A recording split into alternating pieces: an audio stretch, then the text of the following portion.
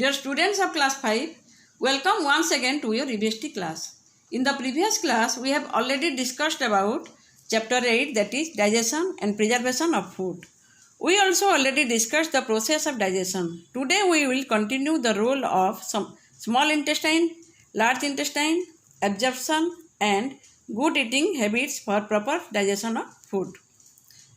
पहले क्लास में हम लीवर और पेनक्रियास के रोल के बारे में डिस्कस किए थे.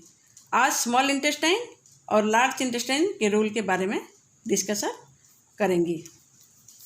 Small intestine, it is a long narrow tube that is joint with the stomach at one end the large intestine at the other and.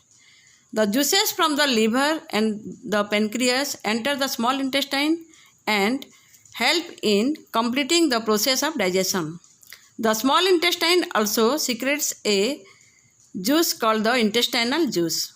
It helps in processing the remaining undigested food. The process of digestion gets completed in the small intestine.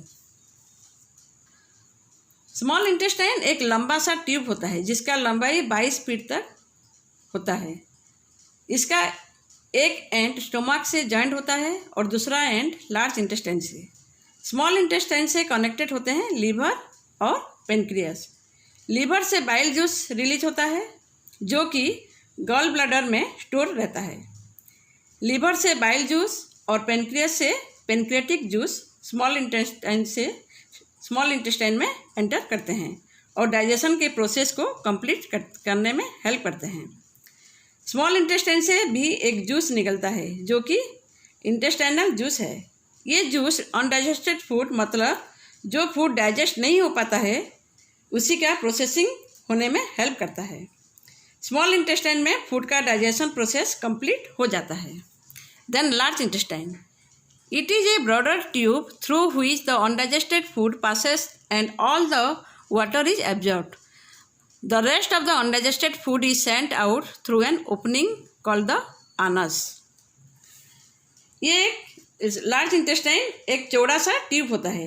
इसी से जो food small intestine में digest नहीं हो पाता वही food large intestine में चला आता है और सारे वाटर यहाँ पर एब्जॉर्ब हो जाता है और वो अनडाइजेस्टेड फूड और जो अनडाइजेस्टेड फूड बाकी रह जाता है वो अनस के जरिए बाहर निकल आता है. Then absorption, digestion is followed by a process called absorption. The wall of the small intestine has a number of finger like projections called villi. Once the food is absorbed, the heart pumps this absorbed food to different parts of the body through the blood. Thus the food reaches all parts of the body. Digestion के बाद एक process शुरू होता है जिसे अवशोषण या absorption कहते हैं. स्मॉल इंटेस्टाइन के वॉल पर बहुत सारे फिंगर्स शेप के प्रोजेक्शन होते हैं जिसे villi कहते हैं. इन villi से ब्लड वेसल्स कनेक्टेड होते हैं. एक बार फूड एब्जॉर्ब हो जाने से हार्ट ब्लड के जरिए उसी एब्जॉर्ब फूड को हमारे शरीर की डिफरेंट पार्ट्स को पहुंचाता है. Then good eating habits for proper digestion. In order for proper digestion to take place in our body, we need to follow good and healthy eating habits.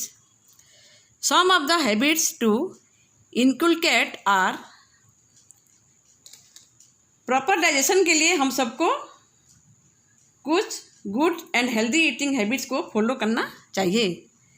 यहाँ पर कुछ गुड ईटिंग हैबिट्स दिया गया है, उसी को हम लोग फॉलो करेंगे. जैसे कि number 1, eat at regular intervals. Regular interval में खाना खाना चाहिए. Number 2, chewed food well before swallowing. खाना को निगलने से पहले अच्छी तरह से चबाना चाहिए. डू नॉट ईट इन ए हरी. जल्दी में मत खाओ. नंबर 4, डू नॉट रन और do heavy exercise just after eating. खाना खाने के बाद दौड़ना नहीं चाहिए और भारी एक्सरसाइज भी नहीं करना चाहिए. Number 5, eat a balanced diet. संतुलित आहार खाना चाहिए। Number 6, eat lot of fruits and green leafy vegetables every day. रोज़ भरपूर मात्रा में फ्रूट्स और ग्रीन लीफी वेजिटेबल्स खाना चाहिए। नंबर 7, एवॉइड अंडर ईटिंग और ओवर ईटिंग। कम खाना भी नहीं खाना चाहिए कि ज़्यादा खाना भी नहीं खाना चाहिए। Number 8, avoid eating junk food like French fries, pizzas and burgers. French fries, pizzas and burger जैसे जंक फूड को एवॉइड करना चाहिए। Number 9, drink plenty of water every day. और क्या करना चाहिए, हमें भरपूर मात्रा में पानी पीना चाहिए।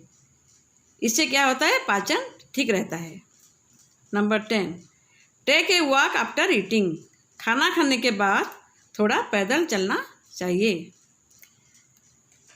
यहाँ पर एक क्वेश्चन दिया गया है, why should not we bath immediately after eating food.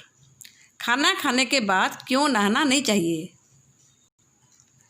Answer, bathing after a meal delays digestion because the blood around the stomach flows to other parts of the body, affecting the process of digestion.